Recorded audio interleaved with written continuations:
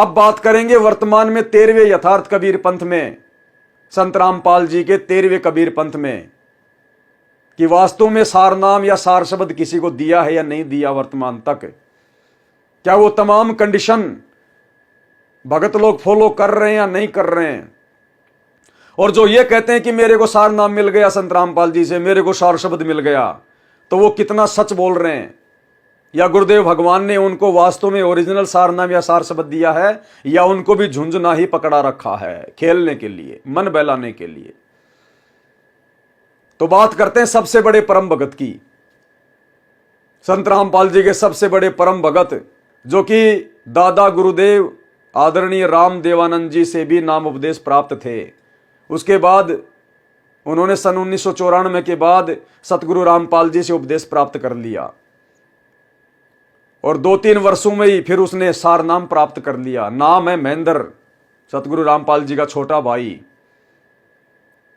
तो अब महेंद्र के इंटरव्यू का सहारा लेंगे, छोटा सा इंटरव्यू है 2 मिनट का, कि वास्तव में महेंद्र को सार नाम मिला या नहीं मिला।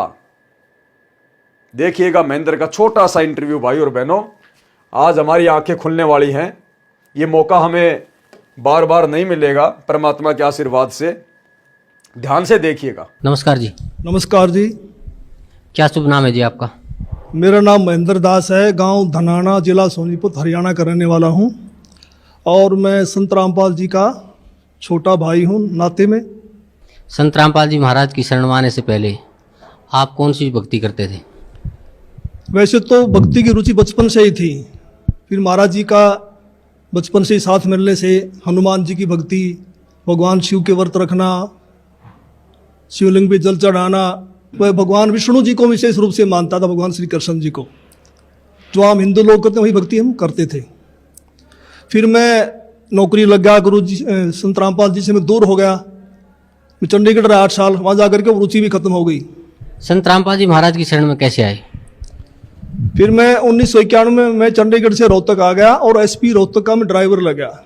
मेरी पुलिस डिपार्टमेंट में नौकरी थी, और महाराज जी पहले सिरसा वगैरह में पोस्टेड थे जूनियर इंजीनियर की, और गुरुजी फिर रोहतक में पोस्टेड हो गए। गुरुजी, और फिर मिलना जुलना शुरू हो गया।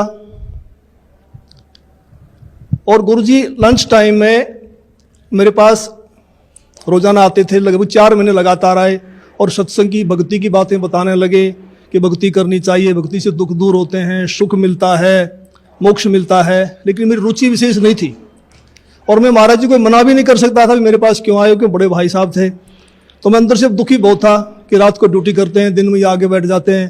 लेकिन एक दिन मैंने कह ही दिया कि भक्ति में कुछ नहीं रखा, काम करो और बच्चों का पालन पोषण करो, इससे बड़ी कोई भक्ति नहीं है।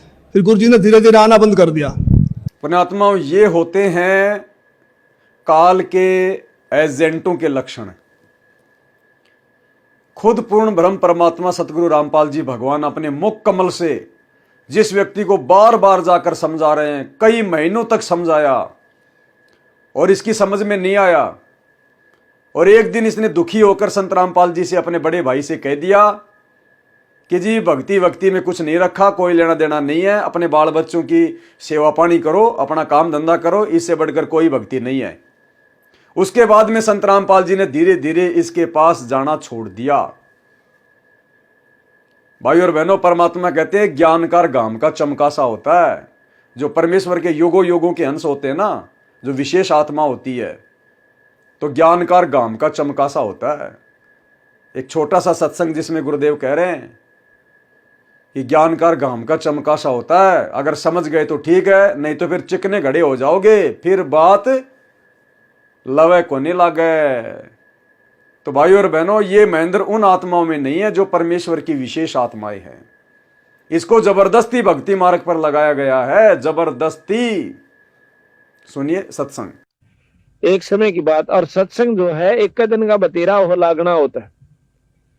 जैसे आम भाषा में कहा करो ना भाई, गामकार ज्ञान का तो चमका ऐसा हो से, थोड़े में लाग जाया करो, अल्लाह तो फिर नहीं लगता, चाहे सारी उम्र फिर तो चिकने गड़े हो जाएंगे। अब आगे सुनिए महेंद्र जी का इंटरव्यू। आगे महेंद्र जी क्या कह रहे हैं। अपने गुरुदेव को तो इन्होंने मना कर दिया, अपने भाई को तो इन्होंने मना कर दिया कि कुछ नहीं रखा भक्ति में, अपने बच्चों की सेवा पानी करो, इससे बड़ी कोई भक्ति नहीं है। उसके बाद गुरुदेव ने भी जाना छोड़ दिया। और गुरुजी लंच टाइम में मेरे पास रोजाना आते थे, लगभग 4 महीने लगातार आए और सत्संग की भक्ति की बातें बताने लगे कि भक्ति करनी चाहिए, भक्ति से दुख दूर होते हैं, सुख मिलता है, मोक्ष मिलता है। लेकिन मेरी रुचि विशेष नहीं थी और मैं महाराज जी को मना भी नहीं कर सकता था कि मेरे पास क्यों आए, क्योंकि बड़े भाई साहब थे। तो मैं अंदर से दुखी बहुत था कि रात को ड्यूटी करते हैं, दिन में ये आगे बैठ जाते हैं। लेकिन एक दिन मैंने कह ही दिया कि भक्ति में कुछ नहीं रखा, काम करो और बच्चों का पालन पोषण करो, इससे बड़ी कोई भक्ति नहीं है। फिर गुरु जी ने धीरे धीरे आना बंद कर दिया। फिर मेरे जीवन में एक ऐसी घटना घटी, 1992 की बात है। तो मैंने कहा जी मैं तो ड्रिंक्स वगैरह कर लेता हूँ, वो छूटती नहीं, भक्ति कैसे करूँगा।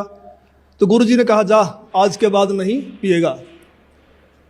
तो उनके एक शब्द से ऐसी दीवार खड़ी हो गई कि आज 1992 की बात है, आज 2013 हो गया, यानी लगभग 21 वर्ष हो गए। वो आज तक मैंने शराब को छुआ तक नहीं है।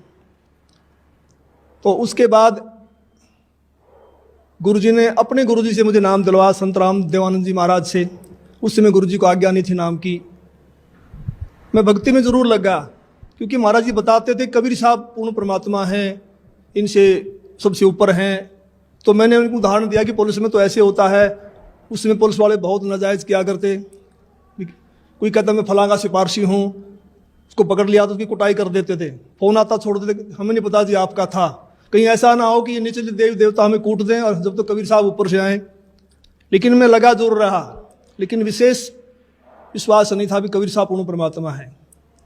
तो महाराज जी ने कहा कि आप ये नाम जपते रहो, इन नाम से आपका विश्वास हो जाएगा। तो फिर 1994 में गुरु जी को आज्ञा होगी नाम की। फिर महाराज जी ने दोबारा से हमारे को नाम दिए, फिर सार नाम दिया। मैं भक्ति में लगा रहा। लेकिन पहले गुरुदेव भगवान ने अपने छोटे भाई महेंद्र को अपने मुंह बोले गुरुदेव आदरणीय राम देवानंद जी से नाम दिलवाया। लेकिन महेंद्र को ज्ञान विशेष समझ में नहीं आया, सत्संग सुनने के बाद भी समझ में नहीं आया, संत रामपाल जी के समझाने के बाद भी समझ में नहीं आया। वही सारी बातें जो संत रामपाल जी वर्तमान में समझा रहे हैं, अपने भाई को भी समझाई, समझ में नहीं आई। इसको विश्वास नहीं था कि कबीर ही भगवान है, कबीर ही भगवान है। कोई बात नहीं, दादा गुरुजी से उपदेश लेके नहीं समझ में आया, कोई बात नहीं। उसके बाद महेंद्र जी कह रहे हैं कि मुझे फिर संत रामपाल जी ने उपदेश दिया। जब संत रामपाल जी को 1994 में उपदेश देने का अधिकार हो गया, फिर हमें गुरुजी ने फिर से नाम दीक्षा दी, यानी संत रामपाल जी से महेंद्र ने उपदेश लिया। उपदेश लेने के बाद में महेंद्र को फिर सारनाम भी मिल गया। अभी आप सुनेंगे इसके मुंह से कि फिर हमें संत रामपाल जी ने दोबारा से नाम दिया, फिर हमें सारनाम भी दे दिया। उसके बाद भी हमें विश्वास नहीं था कि कबीर इज गॉड, कबीर ही भगवान है।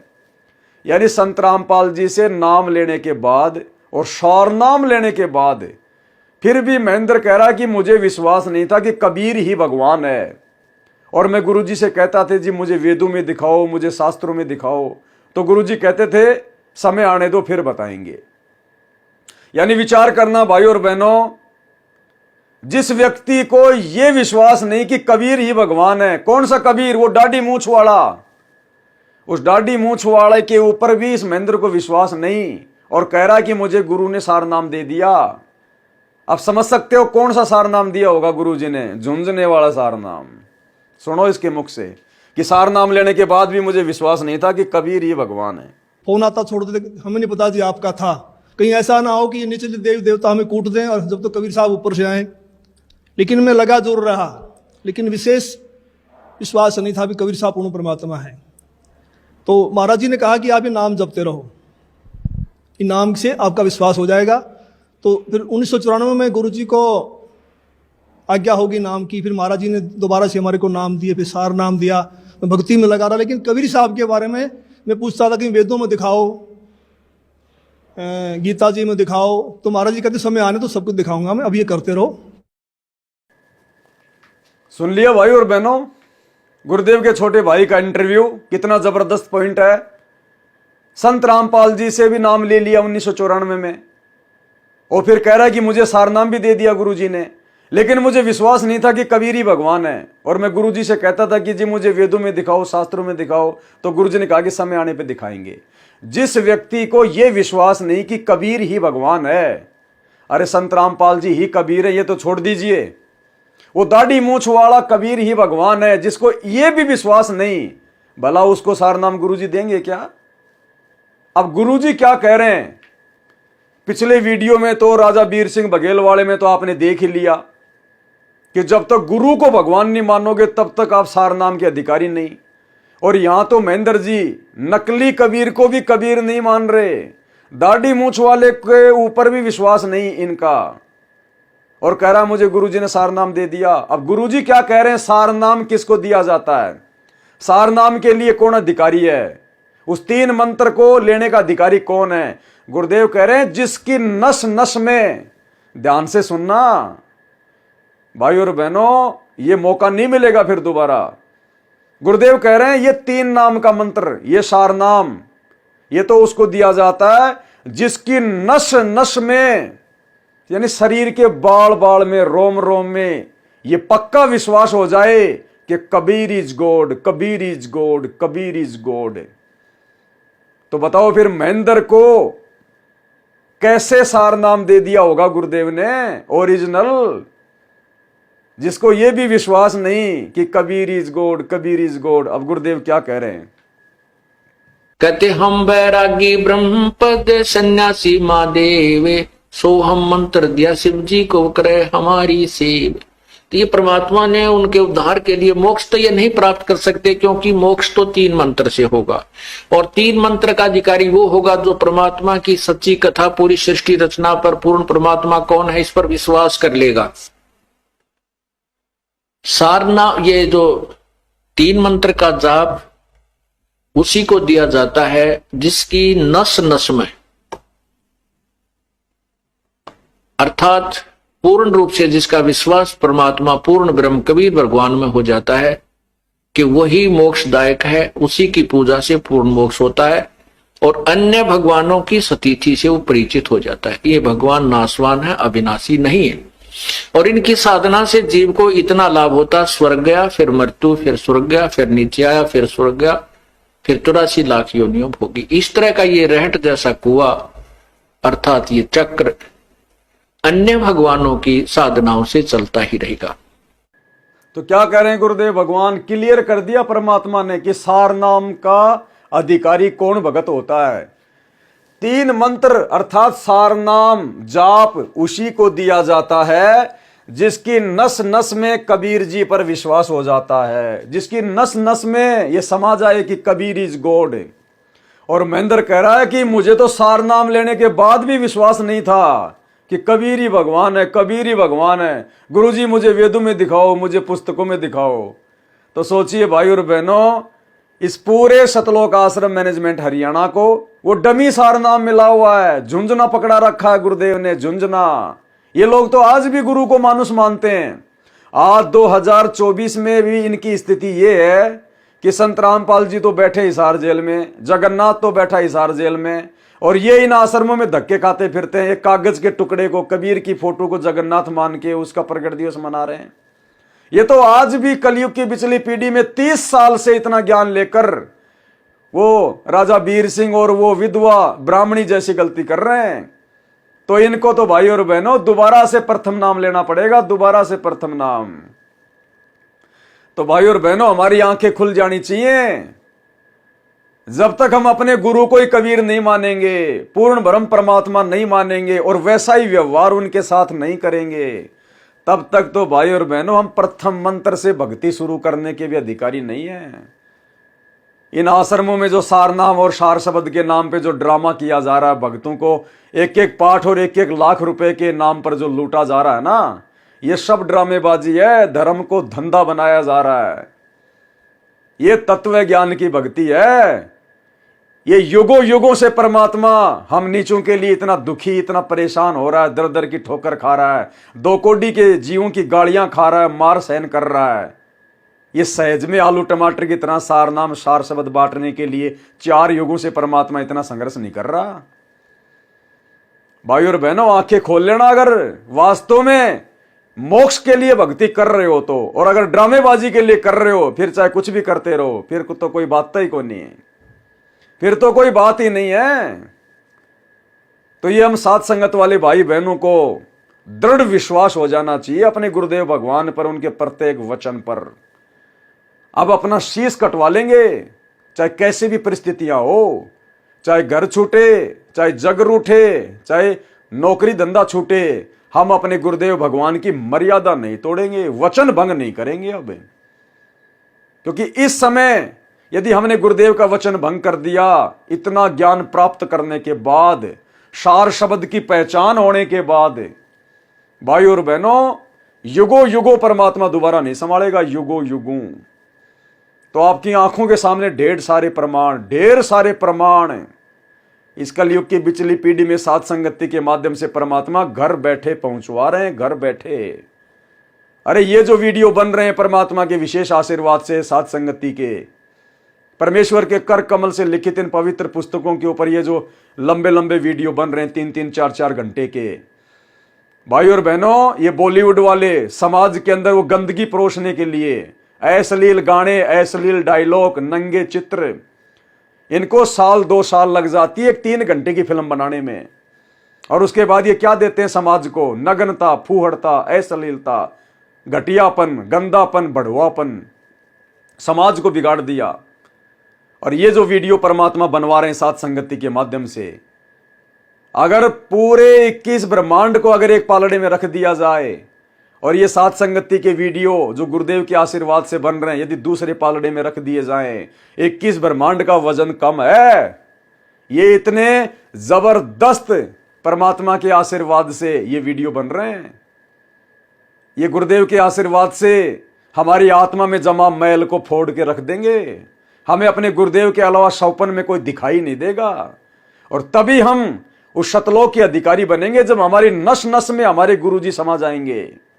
नस नस में गुरु से बढ़कर हमारे लिए कोई पूज्य नहीं, कोई आदरणीय नहीं, कोई विशेष सम्माननीय नहीं। जब नस नस में संत रामपाल जी, कबीर जी के रूप में समा जाएंगे। तो आज आपने देख लिया गुरुदेव के कलयुगी परिवार का, उनके बेटे का और उनके कलयुगी भाई का अध्यात्म ज्ञान को लेकर उनके अंदर कितनी क्या समझ है, वो गुरु को क्या मानते हैं, ऐसी ऐसी घटनाओं के प्रत्यक्ष दृष्टा होने के बावजूद भी। तो भाई और बहनों, ये बहुत बड़ा सौभाग्य आप और हमारा कि आप और हमें परमात्मा ने जानबूझकर अपने परिवार के सदस्य के रूप में उत्पन्न नहीं किया, हमें अपने रिश्तेदारों के रूप में पैदा नहीं किया। हमें इस ज्ञान की अच्छे से समझ होने से पहले हमें परमात्मा ने अपने आसपास कोई विशेष सेवा नहीं दी, अन्यथा आज आप और हमारी स्थिति भी धोबी के कुत्ते वाली हो जाती, जो गुरुदेव के कलयुगी परिवार की और आश्रम में रहकर सेवा करने वाले लोगों की है। ना घर के, ना घाट के, ना गुरु को ढंग से पूज रहे और ना नकली कबीर को ढंग से पूज रहे। बहुत बड़ा सौभाग्य आप और हमारा। अन्यथा गुरुदेव भगवान के बेटा बेटी के रूप में पैदा होना, उनके रिश्तेदारों के रूप में पैदा होना, उनके सगे संबंधियों के रूप में पैदा होना, यह जीव का सबसे बड़ा दुर्भाग्य है, सबसे बड़ा दुर्भाग्य। आगे बढ़ते हैं कबीर सागर के सरलार्थ में।